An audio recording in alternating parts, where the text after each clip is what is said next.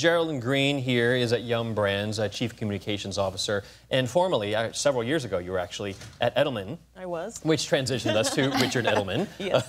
CEO, and also Betty Liu, Vice Chairman, New York Stock Exchange. If you think she looks familiar, it's because she did work here at Bloomberg also. So she makes her reprise here. So I'm very excited to have this great conversation with you guys.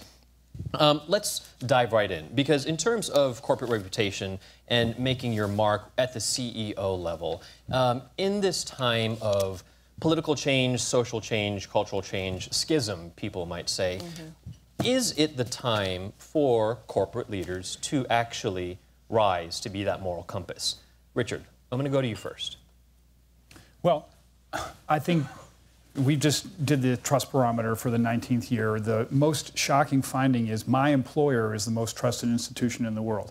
That means that trust, which started as vertical from the top down and then moved to horizontal about 10 years ago, peer-to-peer, has gone local. And that there are new expectations of CEOs to speak up, particularly about pay, about diversity and inclusion, and about retraining. And the number one fear is now not immigrants, it's robots. And so if an employer isn't actually willing to speak up on those core three issues, pay, diversity, retraining, and also on issues in his or her swim lane. So if you're a tech company, about immigration, for example, you are failing your employees. And in a full employment economy, that actually means you're not going to get the best and the brightest. That's the big change. It's not about the investors. It's not about the customers. It's about your employees. So you lead from the front in order to empower inside-out kind of communication. Betty, I want you to weigh in on that as well. From your perch at the New York Stock Exchange, I think it's not so much should they, but if they do, how should they, especially when you look out among all the corporations you represent? Yeah, I mean, I would say I would bring in a little bit of my background before from sitting in your chair, not that long ago, Ramy, but 10 years ago when I was interviewing CEOs, a lot of them did not speak out. Right. They had a choice actually to not have to take any position. And I remember sitting across from many CEOs, even just 5-6 years ago, and if I would ask them about issues, they could effectively get away with saying, look, I'm in this position, my role is to build shareholder value. And I don't think that cuts it anymore. I don't think employees, I don't think investors, customers will let a CEO get away with saying anymore, I'm here to build shareholder value. Doesn't mean that that's not important and that that's not a priority, obviously, for a CEO. You need to, that is a part of your job. But I think the constituents, a lot of stakeholders expect much more. So there really isn't a choice. And I really think, and Richard, I don't know if you feel this way, but it's really kind of picked up steam in the last couple of years, particularly after Trump was elected. You've seen, many issues that the public, that investors want to see their CEOs take a stand on. When the travel ban came out back in 2017, that was kind of a really pivotal moment for CEOs. I think particularly those who were on the council in the White House, where they were, they really took for the first time, I think, a big stance on that travel ban and, decided to leave that council. I think that was, possibly one of those watershed moments where, for the C-suite and for CEOs, they realize that, that there's an expectation that they come out with, that they take a stand, that there is a moral compass to being, the head of a company. Jerilan, I heard you say, expound on that. Yeah, well, when you all asked me to be on this panel, I think one of the key questions was, is having a CEO with a conscience a marketplace differentiator? And I would say it absolutely is. It's also a necessity, based on everything that you've heard today from everyone. I think, the world is so uncertain that employees are looking for simplicity from their employers. They're looking for clarity around the values. Is this a place where I can stay? Is this a place where I can grow? Yeah. When I think about how we approach reputation at Yum Brands, we're the parent company of KFC, Pizza Hut, and Taco Bell. We have 48,000 restaurants around the world.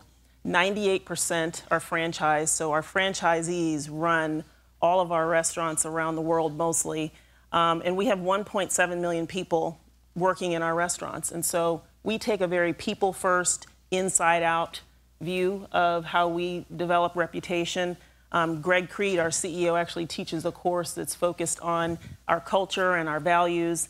And that's something that we've done a lot over the course of the history of Yum, but definitely in the last couple of years, as we've seen the need and we've seen, employees really wanting to understand how, how are we making a difference here in the world? How is our culture different from others? And, how should we be approaching building our brand in a world like this? So we've, really doubled down on the people side of things with regard to our brands. Obviously, we're focused on our consumers. They're a very important audience for us, but we've taken an inside-out approach. And we've also stepped up our commitments around diversity and inclusion. We know that because we're the kind of brands that serve everyone and employ everyone, it's like the United Nations. It's probably like that for a lot of different multinationals. But for us, it's very important, that connection between the customer and the employee when you're in our restaurants. So the universal issue that's out there that, Richard, you were saying, CEOs need to take a stand on, we've done that with our employees. We've made a couple of commitments around gender parity in senior leadership. And so we started, before we even made those public commitments, talking to our employee base first. And I think that's the shift that we're seeing, even with all of the panelists that have shared today, is that talking to your employees is really the way to build your reputation and attract the best talent. In terms of talking and communications, I want to take a pause on that and bring you back in, but with Richard as well, nearly 25 years as CEO of Edelman here, in terms of communications and in what you do, how has it changed over those more than 2 decades? How did we get here? Well, specifically, I think that you saw trust in government become very high after 2008 Great Recession and go really to a terribly low level now. Business, which was absolutely destroyed in reputation, 2008, GM, Citi, all these people, AIG needing government money, has recovered in part because CEOs are willing to stand up and speak up. But also there's such a fundamental change in the media environment. It used to be networks, a few national newspapers, local newspapers were very important. Yeah. I think there are 45% as many reporters as 10 years ago. You guys have prospered, but so many others have shrunk. Chicago Tribune has 8 people in business news. That's it, covering that big city. It's kind of stunning. So I fundamentally believe in companies having to go direct to the end user. And that means to the employees, to the customers, to the investors, because who's going to cover most companies? And if you go direct, you have to stop being advocates and you have to be educators. And you have to tell both sides. And this is a big change for communicators. We have to be really responsible and third-party qualify that which we put up. It's not okay to put up stuff that's inaccurate or hype. It's a mistake. It makes you a jibe. People can really go on you. Right. I'm thinking of Tesla, Elon Musk, just in the past couple of days, of course. And even though he has the SEC deal, I guess it really still isn't even mattering there for him. For you and for our panelists, what do you think is a company that's doing it well, doing it better? Well, I would look at some of the companies that are part of the NYSE community, and just remarking that in the last few years you've seen a lot of these prominent CEOs speak out. So like Mary Barra, for instance, at General Motors. We actually just did a chat with her, an interview with her at the NYSE, where she came out with a really big, bold vision, about a zero emissions future. And and she said very specifically, look, GM doesn't have a right to exist. We have to justify why the American public, why the world needs a General Motors. And I think that she's been, as she's grown into her role as CEO, she's become a more and more effective communicator, and she's become more of a, as Richard is saying, a direct-to-consumer communicator. I know many of you are on LinkedIn, for instance. I think LinkedIn is a great platform for CEOs, and you see folks like Mary Barra on there, specifically writing blogs and posting and making sure that her story comes out, make sure that GM's story comes out directly from her mouth. And I think that that's, that kind of goes back to a point that Richard was making, which, as you were talking, I was thinking about, if you you can't let others write your story for you. You know, you have to write your own story. And I think that's something that more and more CEOs are realizing. Jamie Dimon, I think, as well. You know, 10 years ago, I think it would be unheard of to see, you know, a Wall Street CEO come out and talk about issues like inequality or talk about, you know, shrinking the wage gap. And, you know, he's just formed this group called Advancing Black Pathways. You know, he's in Detroit. You know, J.P. Morgan is very active in Detroit. You know, hundreds of millions of dollars. You know, to bring up impoverished communities. So when I look at that, I think, you know, these companies, again, you know, a decade ago might not have done that or might not have been so vocal about it, are now doing it more and more. Writing your own story. Jerilan, bringing you back into this in terms of communications with Yum Brands, how's Greg Creed writing that story? You know, when Greg came into the Yum Brands role several years ago, I think one of the things that he brought to us was really sharpening our focus around building brands people trust and champion. Having come from Taco Bell directly, which is where he was CEO there, he was really passionate about the idea that people buy into brands, not just from brands, and that's very consistent with everything we've been talking about today. And so I mentioned the course that he teaches that's really around our culture and how that, you know, should shape how we build brands. He has really led us to making sure that we're a lot more transparent about our food, about our impact on the environment, about what we're doing to build up people. We actually call our citizenship and sustainability strategy and focus our recipe for good. And it's this idea that we want to be a force for good. KFC, Pizza, and Taco Bell want to do that. In the food realm, you know, Greg's been the inspiration around a lot of the innovation that Taco Bell's had as well. You know, they're testing their first vegetarian menu. They've always focused on offering options in that way. Overall, as our three brands, we're simplifying our ingredients, providing more choice, more transparency. KFC, actually all three of our brands in the U.S. have removed human antibiotics important to medicine from their supply chain. So it's things like that we've gotten really rallied around, making sure that we're transparent about those, that we're making those kind of moves. Each of the brands is also really focused on investing in youth. And really being relevant to the younger generation, millennials, Gen Z. We do a lot in that space, you know, offering scholarships, being a place where young people can discover careers within our company, but also outside of our company. We've got programs like that all around the world, discovering their talents. So he's really used his voice to make sure that we're building our brands in the right way, focused on a recipe for good. Right. Basically trying to find and identify what resonates with the company in this regard, of course, through food here. Richard, yeah. So, Ramy, I think, you know, sometimes CEOs are thrust into situations they're, you know, totally, you know, not necessarily ready for. Yeah. So United, Starbucks, United with the passenger being taken off the plane, Starbucks in Philadelphia about a year ago. And I think in both cases, reactions, you know, were swift, recognizing that you had to do more than just apologize to the aggrieved passenger or customers, that something significant had to change. So with United saying, look, we had an old approach, old protocol, you know, no police on airplanes. We're not going to take passengers off the plane when they're already seated for pilots. You know, things like this, substantive change.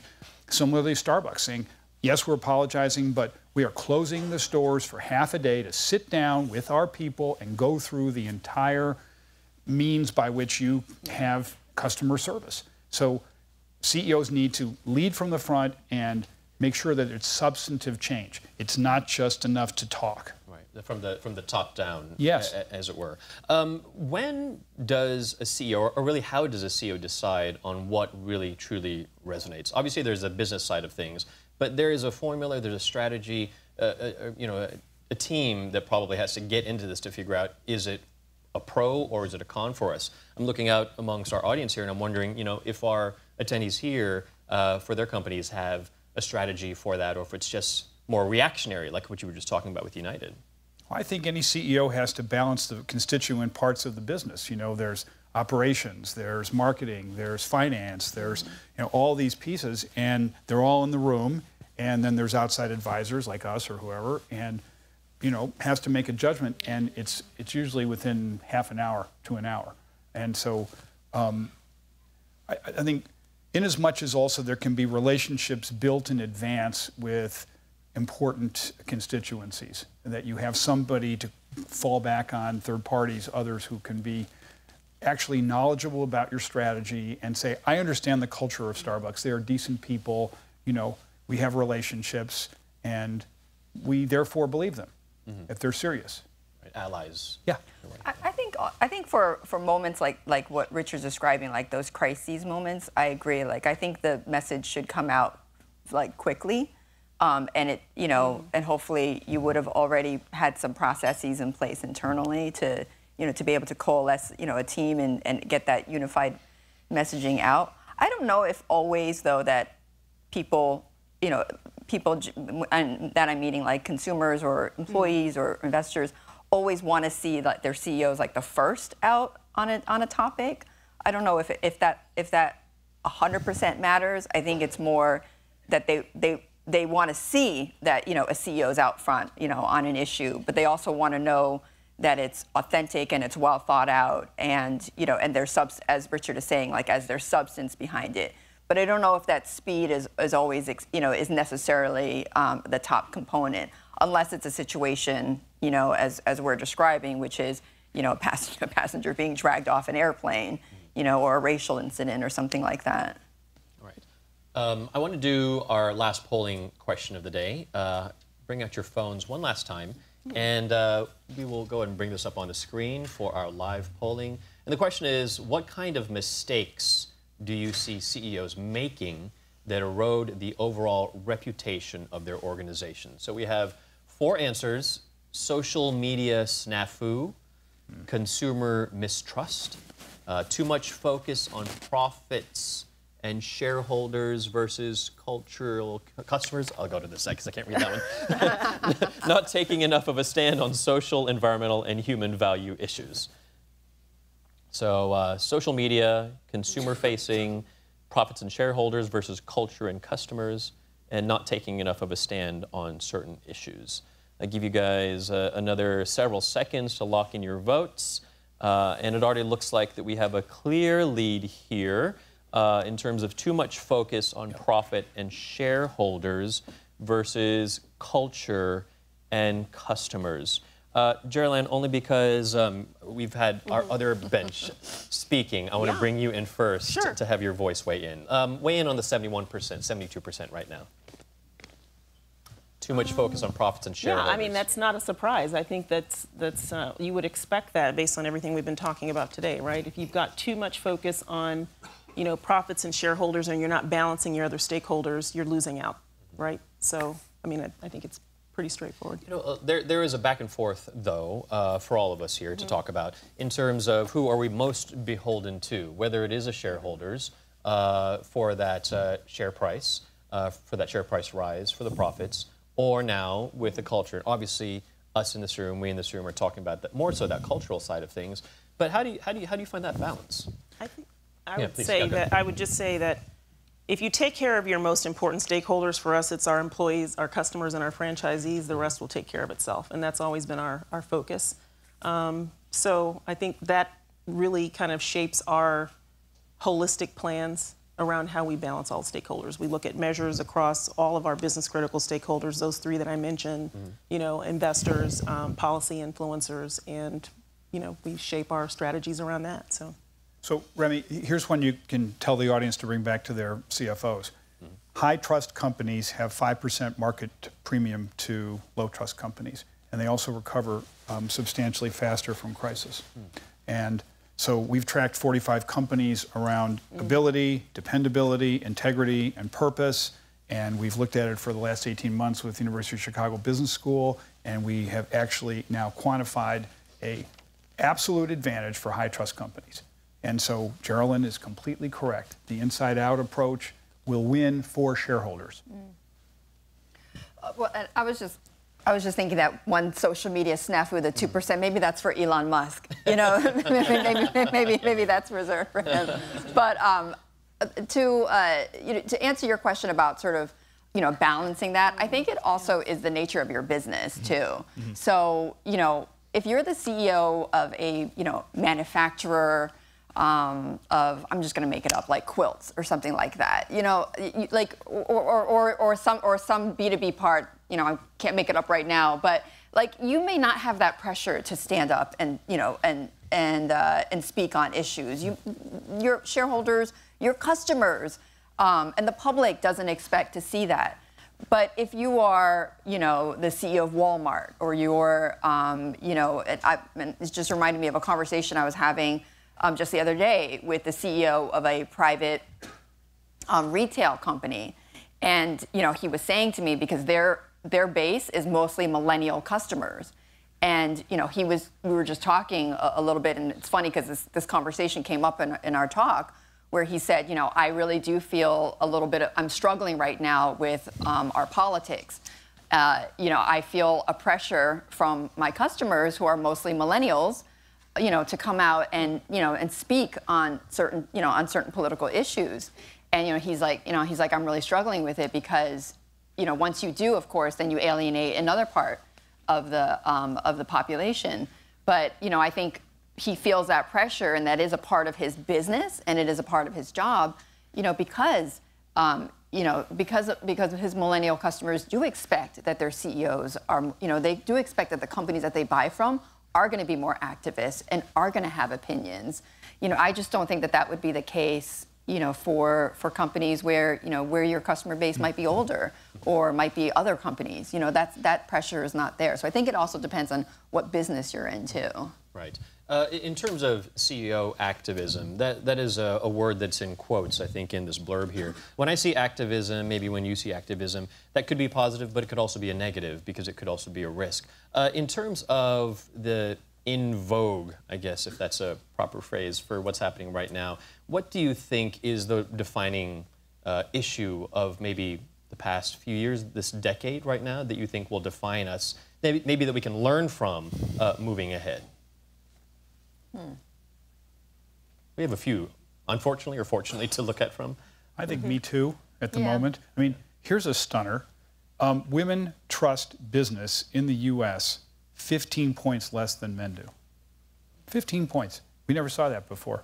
Why? Well, pay gap, few women CEOs, Me Too times 3 for me, I think. But that's a big problem for business. And women have to feel as if they have more than an equal shot, that they have a real safety in workplace, and that it's just going to be that, and it's not a Hollywood only thing. It's a financial services thing. It's media, shockingly media. So I think that's the defining issue. I would say inequality.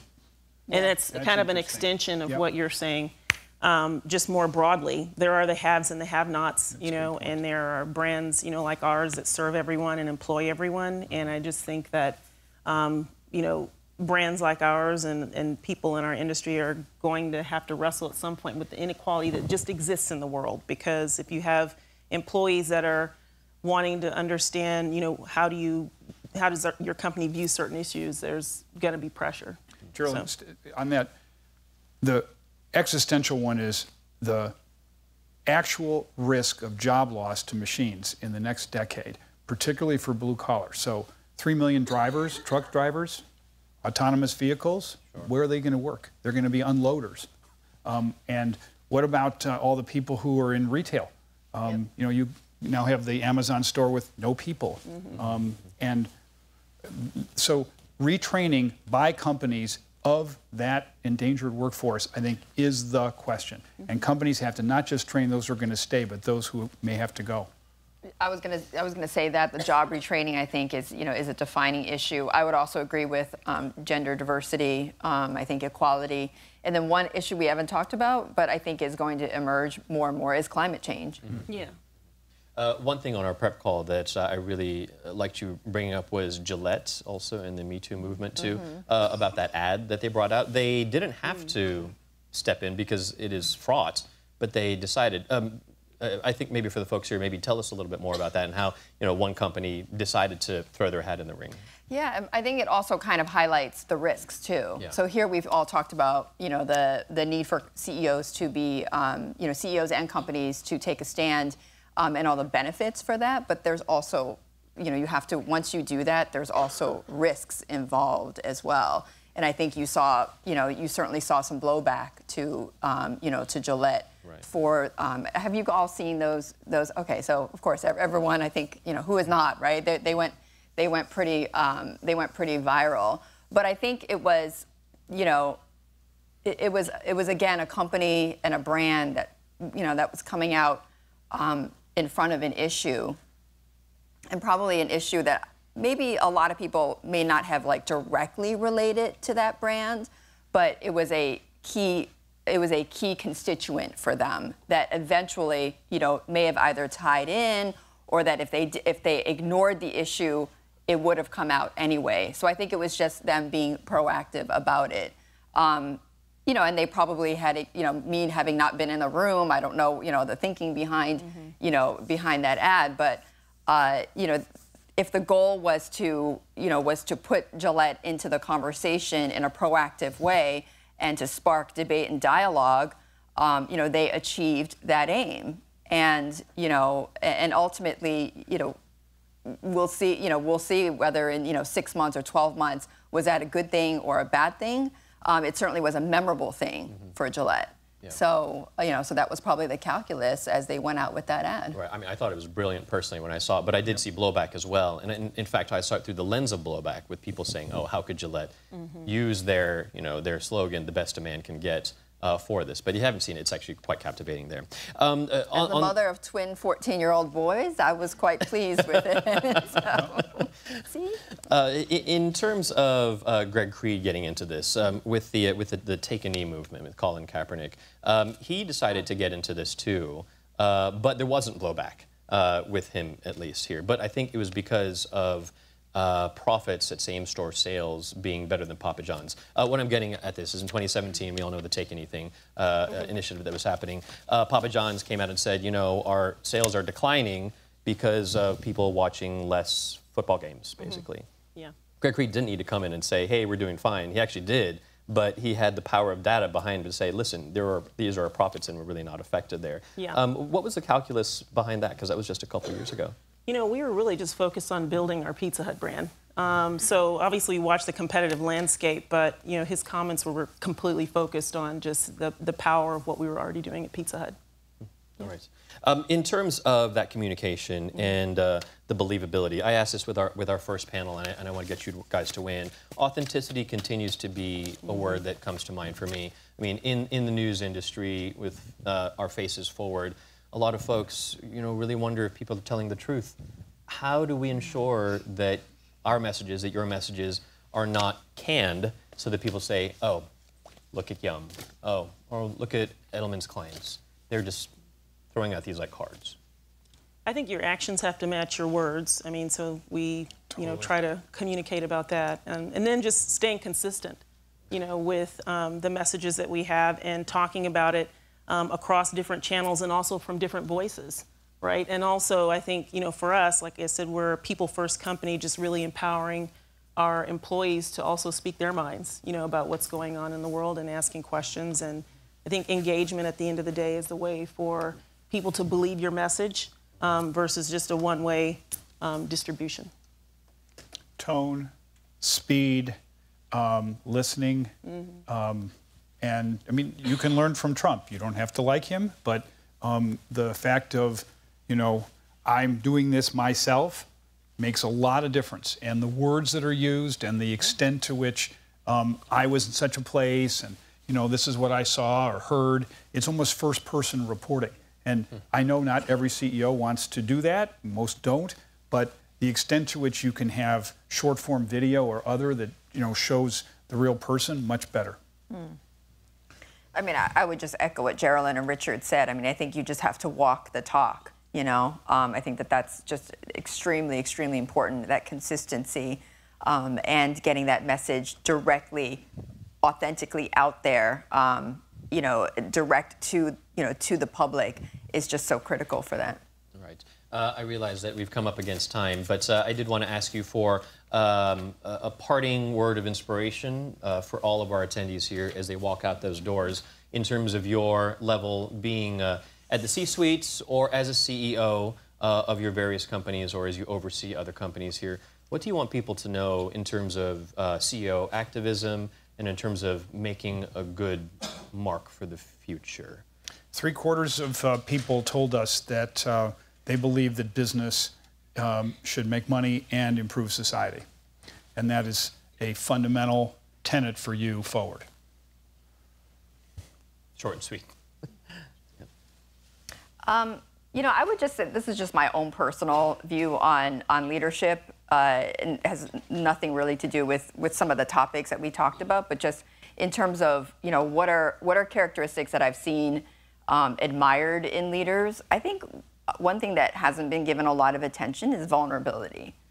So I think leaders being, you know, admitting that things are hard, or admitting, you know, that there's a challenge here, just being vulnerable to their employees, you know, to an extent, right, to their employees or to the public, just creates a deeper connection, because we're all, you know, it's hard out there. It's a struggle, and I think them being able to give a little bit of that to them of themselves goes a long way towards deeper connections. Mm-hmm.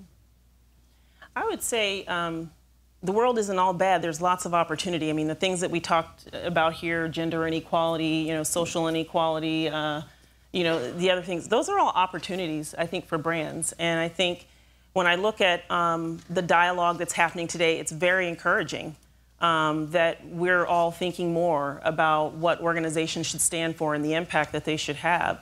So I would say keep going, start the dialogue within your companies if you're not already doing about, you know, how you're making an impact from a social and environmental perspective. Make progress, you know, but it doesn't have to be perfect. I think someone said that in one of the earlier panels. Mm-hmm. And have courage, right? Have mm-hmm. courage and listen to your biggest stakeholders, your employees. Great stuff. We'll leave it there. A round of applause, please, for Jerilan, Richard, and Betty. Thank you very much.